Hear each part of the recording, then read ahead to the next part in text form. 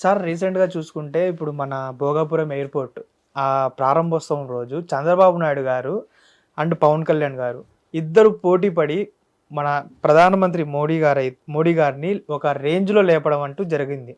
అంటే చాలామంది దీన్ని నెగిటివ్గా పోర్ట్రే చేస్తున్నారు సార్. అండ్ చంద్రబాబు నాయుడు గారు తలుచుకుంటే ప్రధానమంత్రి గారి గవర్నమెంటే పడిపోతుంది, అలాంటి వ్యక్తిని పొగడాల్సిన అవసరం ఏంటిది, ఈయనకి ఇంత అవసరం ఎందుకు వచ్చింది అని చాలామంది మాట్లాడుకుంటున్నారు. దీని మీద మీరేం మాట్లాడతారు సార్? 5,300 కోట్ల బడ్జెట్ తోటి భోగాపురం ఎయిర్పోర్ట్ అనేది ప్రారంభించడం జరిగింది. అయితే ఆ కార్యక్రమంలో పవన్ కళ్యాణ్ గారు అయితే కనుక on the face of it చెప్పడం జరిగింది. ఎవరైతే కనుక జంజీ ఉన్నారో ప్రధానమంత్రి గారిని తిట్టడం అనేది నన్ను చాలా బాధ కలిగించింది. వాళ్ళు బాధ్యతతో వ్యవహరించాల్సిన ఆవశ్యకత ఎంతైనా ఉంది. ఆ విషయం నన్ను బాధ కలిగించింది అని చెప్పడం జరిగింది. అలాగే వాళ్ళ తల్లిని దూషించినా కానీ మంచి మనసుతో వాళ్ళని క్షమించి కూడా వదిలేయడం జరిగింది ప్రధానమంత్రి గారని చెప్పడం కూడా జరిగింది అదే స్టేజ్ మీద. సో ఇక్కడ ఏం జరుగుతుందంటేనండి, రాష్ట్రాలు అభివృద్ధి చెందాలి అని అంటే కనుక కేంద్ర ప్రభుత్వం యొక్క పాత్ర చాలా కీలకమైనది. ఎందుకంటే ఫండ్స్ అలొకేట్ చేయడంలో. అటువంటప్పుడు ఏ రాష్ట్రమైనా కూడా, ఆ రాష్ట్రాల్లో ఏ ప్రభుత్వం ఉన్నా కూడా, కేంద్రంలో ఏ ప్రభుత్వం ఉన్నా కూడా రాష్ట్రానికి వ్యతిరేకమైనటువంటి పార్టీ స్థాపించిన ప్రభుత్వం వాళ్ళతో సఖ్యతగా ఉండటం అనేది చాలా important. That is the reason Revanth Reddy గారు మోడీ గారిని పెద్దన్న అని చెప్పడం కూడా జరగడం జరిగింది. దాని మీద రాజకీయం చేయడం జరిగింది. ఆయన కూడా క్లారిటీ ఇవ్వడం జరిగింది. ఏంటి అంటే కనుక కేంద్ర ప్రభుత్వం నుంచి రాష్ట్రానికి రావాల్సినటువంటి నిధులు తీసుకురావడం అనేది నా బాధ్యత అని చెప్పని. సో అదేవిధంగా ఆంధ్రప్రదేశ్కి సంబంధించి కూటమి ప్రభుత్వం అనేది నెలకొల్పడం జరిగింది. ప్రభుత్వాన్ని బీజేపీ, జనసేన, టీడీపీ. ఈరోజు మీరు అన్నారు చంద్రబాబు నాయుడు గారు తలుచుకుంటే బీజేపీ గవర్నమెంట్ కూలిపోతుంది, బట్ స్టిల్ చంద్రబాబు నాయుడు గారు మోడీ గారిని పొగడాల్సిన ఆవశ్యకత ఏముంది అని చెప్పని. ఇక్కడ ఒక విషయం మాత్రం మనం గుర్తుపెట్టుకోవాలండి. నరేంద్ర మోడీ గారు అనే వ్యక్తి చిన్న వ్యక్తి కాదండి, ఒక అతీతమైన శక్తి. అయిన ఇదే చంద్రబాబు నాయుడు గారు గతంలో 2014లో కూడా బీజేపీ తోటి పొత్తుతో ఉండి అక్కడ ప్రభుత్వాన్ని ఏర్పాటు చేసి దాని తర్వాత వాళ్ళతో విభేదాలు వచ్చి విడిపోవడం జరిగింది. దానికి సంబంధించి కూడా ఇదే రామ్మోహన్ నాయుడు గారు మిగిలిన వ్యక్తులు కూడా కేంద్ర మంత్రి పదవులకు రాజీనామా చేయడం జరిగింది. అప్పుడు కామినేని గారు అక్కడ ఆరోగ్య శాఖ మంత్రి కూడా, ఆయన కూడా రాజీనామా చేయడం జరిగింది. ఇవన్నీ కూడా మనకి తెలిసిన విషయాలే. దాని తర్వాత తదుపరి పరిణామాలు ఏం జరిగినాయి మనకు తెలిసిన విషయమే, రైట్? ఈరోజు కేంద్రంలో బీజేపీకి చంద్రబాబు నాయుడు గారి సపోర్టు చాలా అవసరము. ఈయన గనక నో అంటే కనుక అక్కడ ప్రభుత్వం కుప్పకూలిపోయే పరిస్థితి ఉంది అని చెప్పని అనుకుంటున్నారు. అది అబ్సల్యూట్లీ రాంగ్ అండి. ఎందుకు అని అంటే కనుక మీరు అన్నట్టు 2024లో ఎలక్షన్ జరిగిన తర్వాత బీహార్, ఆంధ్రప్రదేశ్ అనేవి కీలకమైన రాష్ట్రాలు. కేంద్రంలో బీజేపీ ప్రభుత్వాన్ని ఏర్పాటు చేయడం. కానీ దాని తర్వాత పరిణామాలు ఒకసారి చూడండి మీరు. బీహార్లో ఏం జరిగింది? ఈరోజు ఏ ప్రభుత్వం ఉంది? నితీష్ కుమార్ గారు రాజీనామా చేసి రాష్ట్రాన్ని ఎవరి చేతికి అప్పగించారు? చంద్రబాబు నాయుడు గారి కంటే నితీష్ కుమార్ గారు అవకాశవాద రాజకీయాల్ని అందిపుచ్చుకోవడంలో సిద్ధాస్తుడు. ఇప్పటికీ 10 సార్లకు పైగా పొత్తులు ఆ పార్టీ నుంచి ఈ పార్టీకి, ఈ పార్టీ నుంచి ఆ పార్టీకి పొత్తులు పెట్టుకున్నటువంటి నాయకుడు. అటువంటి నాయకుడే, అటువంటి రాజకీయ కురవృద్ధుడే డైరెక్ట్ సీఎం పోస్ట్ నుంచి పక్కకు తప్పుకొని ఆ కుటుంబ సభ్యుల్ని కూడా ఎవరు కూడా అక్కడ రానివ్వకుండా చూసి కేంద్రంలో ఒక రాజ్యసభ తీసుకుని పక్కకి వెళ్ళిపోవడం జరిగింది. అక్కడ బీజేపీ ప్రభుత్వం అనేది నెలకొల్పడం జరిగింది.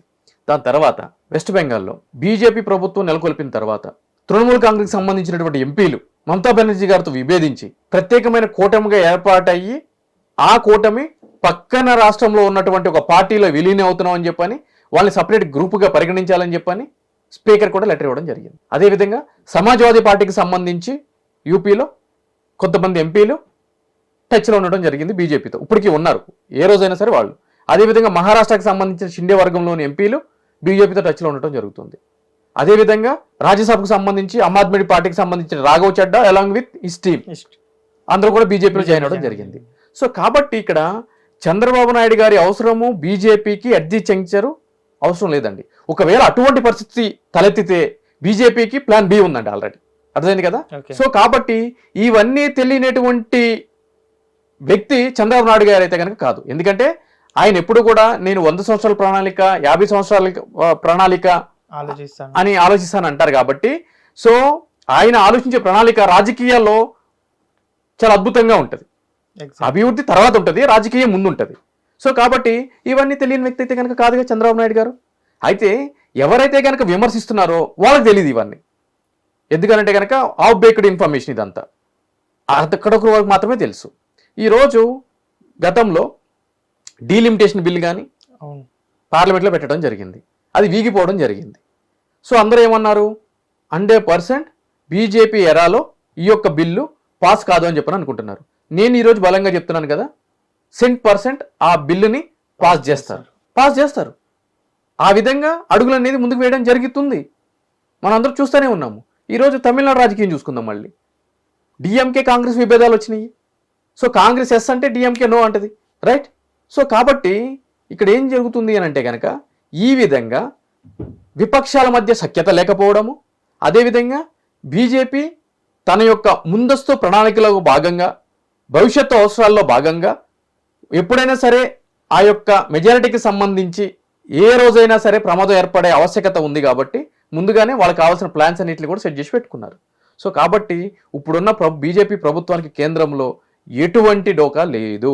ఒక చంద్రబాబు నాయుడు గారే సపోర్ట్ చేస్తున్నారు కాబట్టి అక్కడ ప్రభుత్వం ఉంటుంది, ఆయన రేపటి రోజున నో అంటే కనుక అక్కడ ప్రభుత్వం ఉండదు అనుకునే పరిస్థితి లేనే లేదు.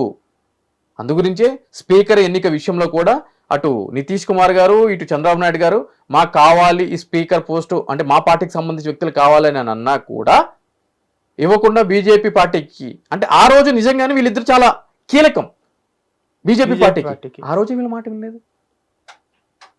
మీకు తెలుసు స్పీకర్ తలుచుకుంటే ఏం జరుగుతుందో. సో కాబట్టి ఇవన్నీ కూడా అటువంటి పరిస్థితుల్లో, అదేవిధంగా ఆంధ్ర రాష్ట్రం గురించి మనం మాట్లాడుకుంటే కనుక రాష్ట్ర విభజన జరిగిన తర్వాత అక్కడ జరిగినటువంటి సంఘటనలు అవన్నీ కూడా మనకు తెలిసిన విషయమే. అభివృద్ధి జరగాలి అని అంటే కనుక ప్రత్యేకమైన ఫండ్స్ అనేది అవసరం, రైల్వే జోన్స్ అవసరము, ప్రాజెక్ట్స్ అవసరము, హైవేస్ అవసరము, వాటర్ రేవుల అభివృద్ధి అవసరము, ఫార్మా కంపెనీస్ ఎస్టాబ్లిష్మెంట్ కావచ్చు, ఐటీ కంపెనీస్ ఎస్టాబ్లిష్మెంట్స్ కావచ్చు.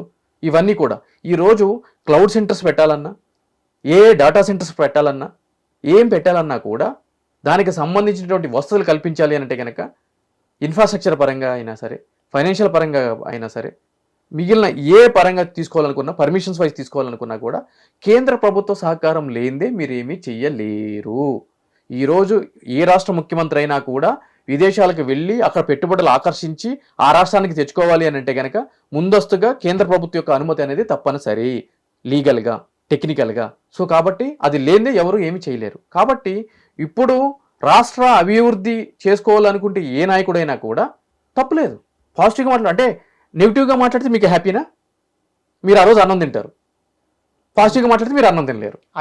ఇప్పుడు అదే చంద్రబాబు నాయుడు గారు పొగుడుతున్నారంటే ఏమో ఇంకా ఏమన్నా ఆశిస్తున్నారేమో కదా, తప్పేముంది. ఇప్పుడు నా స్టేట్ నాకు డెవలప్ అవ్వాలి, సో నేను పొగడాలి.